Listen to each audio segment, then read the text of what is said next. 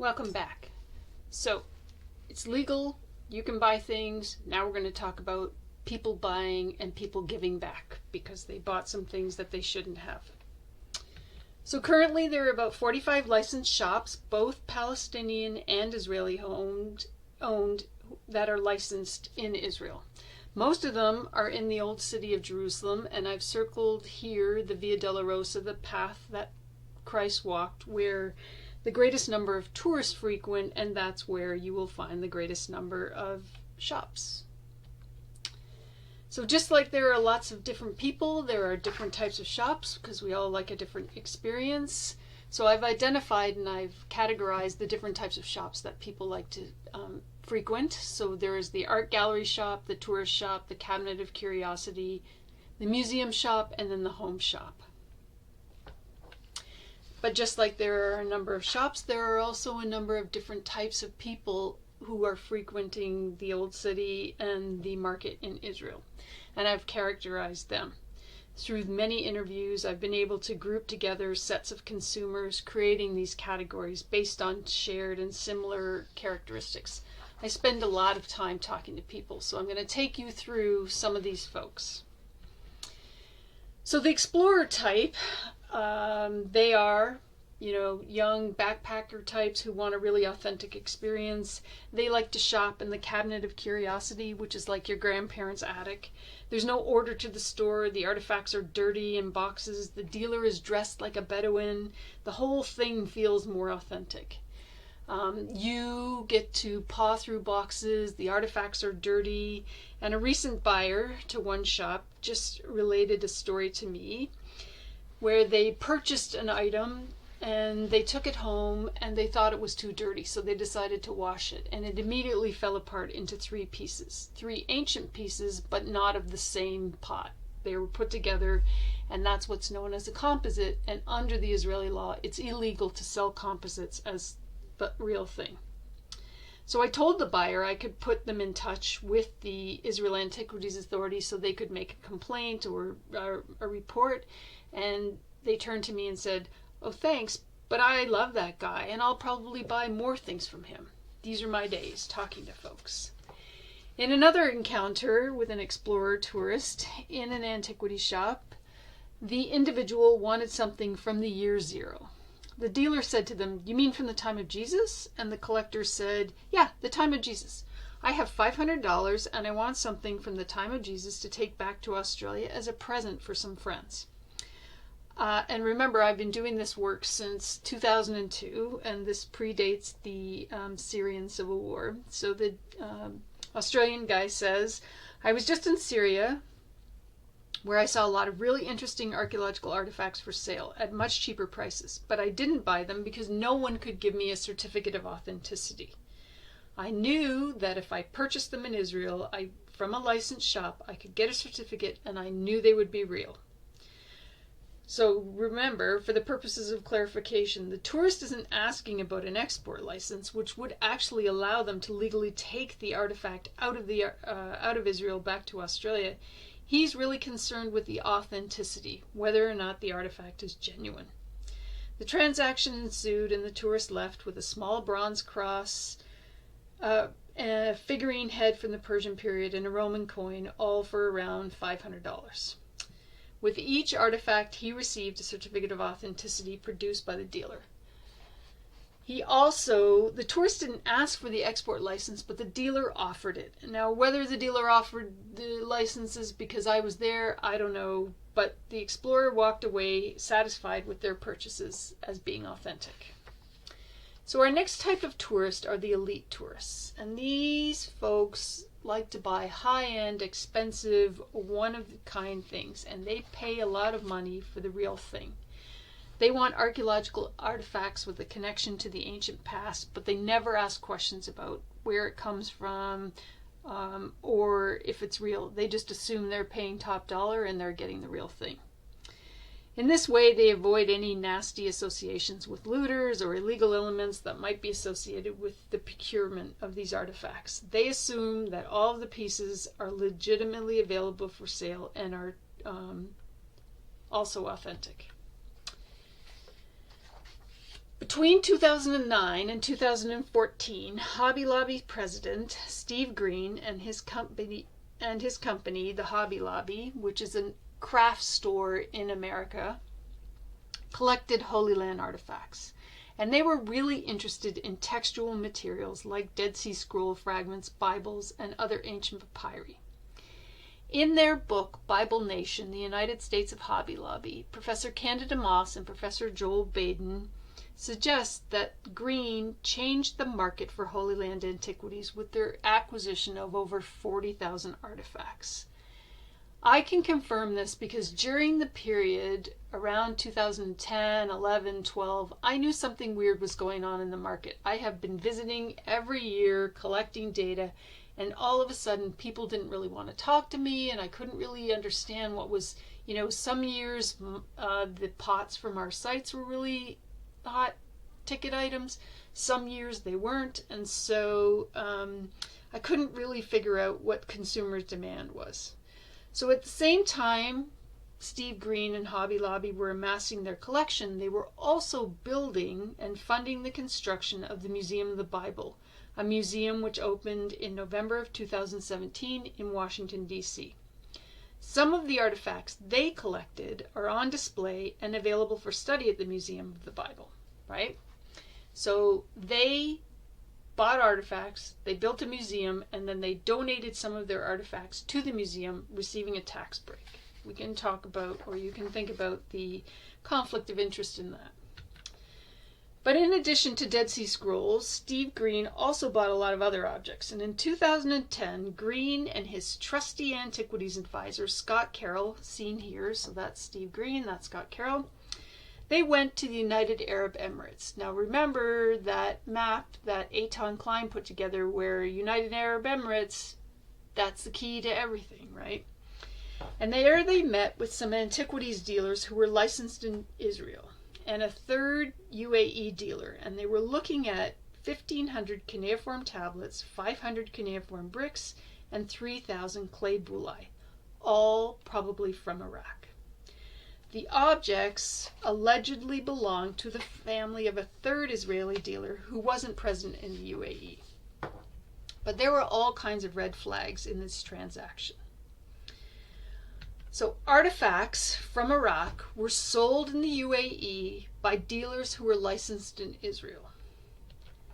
Some of the material for sale was the property of a third dealer, also licensed by Israel, and they were purported to be from his family's collection since the 1960s. But he was never part of any face-to-face transactions.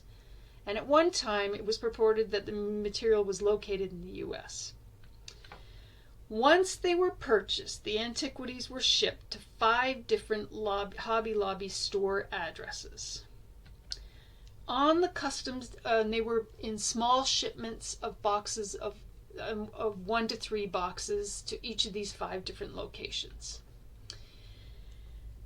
Once on the customs declaration form, the cuneiform tablets were mislabeled as ceramic tiles or clay tile samples, and the country of origin was listed as Turkey, a new element in this whole thing. There was a huge discount in that originally the collection was appraised at $11.8 million. The dealers offered it for $2 million, and it finally sold to Steve Green for $1.6 million, which is a huge discount. Payments for this were then wired to 7 bank accounts associated with 5 different individuals. So many red flags, and we are not alone in thinking they were red flags, because the U.S. government agreed. In January 2011, Customs and Border Protection seized 5 packages which were falsely labeled as originating in Turkey.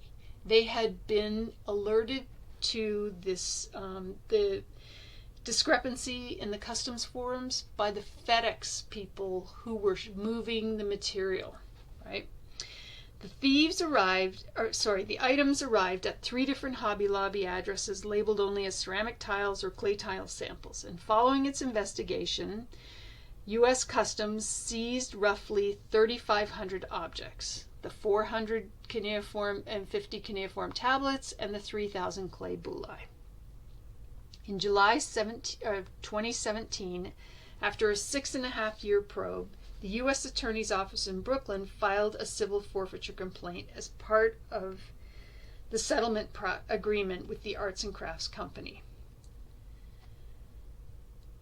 This agreement compelled the Oklahoma-based corporation to forfeit cash proceeds, $3 million, and all of the artifacts related to the unlawful importation, and mandated the company's personnel to attend workshops in ethical collecting practices. Now, I know that Professor Gerstenbluth will go into this in greater detail, so I'm not going to do all the legal aspects because that's her job, right? So in their defense, the company suggested, and Steve Green, that they were new to the world of acquiring these items and they didn't fully appreciate the complexities of how to buy artifacts, and this resulted in some regrettable mistakes. But they had been forewarned by at least 4 different experts prior to buying these things, including Professor Gerstenbluth, and I know she'll tell you all about this. In the end, in 2017, in the wake of the Hobby Lobby forfeiture complaint, the 3 dealers identified in the Hobby Lobby case were charged with tax fraud for failing to declare the proceeds of the UAE sales to the tax authorities. I'm not sure what the outcome of that trial was because last time I asked it was still ongoing and then COVID hit, and so I'm not sure if it ever went to trial. In May of 2018, the U.S. government returned the Hobby Lobby materials to Iraq. But not only did Steve Green buy those materials, he also purchased in 2014 the Gilgamesh Dream Tablet for more than $1.6 million. Known as the Gilgamesh Dream Tablet, this 3,600-year-old religious text shows a section of the Sumerian poem from the Epic of Gilgamesh. It's one of the world's oldest works of literature, and it was looted from an Iraq museum during the Gulf War in 1991. Hobby Lobby / Steve Green donates or loaned the tablet to the Museum of the Bible. Remember, that's the museum that Steve Green paid to have built, where a curator started to research the backstory or the provenance of the Dream Tablet. And he found it to be lacking there wasn't enough detail. So he informed both the U.S. Customs and also the Iraq government that the item was in their possession. When doubts started to emerge over the tablet's origin, the Museum of the Bible launched legal proceedings against Christie's auction house, from whom they purchased it, alleging that the auction house didn't do its due diligence in investigating the legal status of the tablet. Christie's, of course, denies any knowledge that the tablet was illegally imported. And as I said, Professor Gerstenbluth will go into greater detail, I'm sure.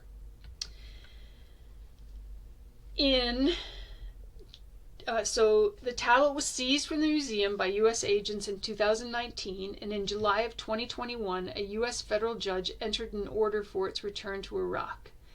It, and also 17,000 other looted antiquities that were held by the Museum of the Bible, were handed back to Iraq in September of 2021. I also want to highlight, because this will bring us back to present day, a recent seizure of material or surrendering of material by philanthropist and billionaire Michael Steinhardt, who surrendered 180 stolen objects valued at over $70 million to the U.S. government after a grand jury report. This includes some of these Neolithic masks, which are actually a great obsession of mine at the moment, and I'm working on another project on the hidden histories of these masks. So after a 4-year multinational investigation in December of 2021, the Manhattan District Attorney's Office determined that 180 items in Steinhardt's collection had been looted and smuggled from 11 different countries, trafficked by 12 illicit networks, and appeared on the international art market without any lawful paperwork. And you know that just yesterday, March 1st, the repatriation of materials illegally removed from Jordan in the Steinhardt collection happened. Now, I'm particularly interested in the circled thing here, which is one of the house altars from the Chalcolithic period, which is the period I'm really interested in,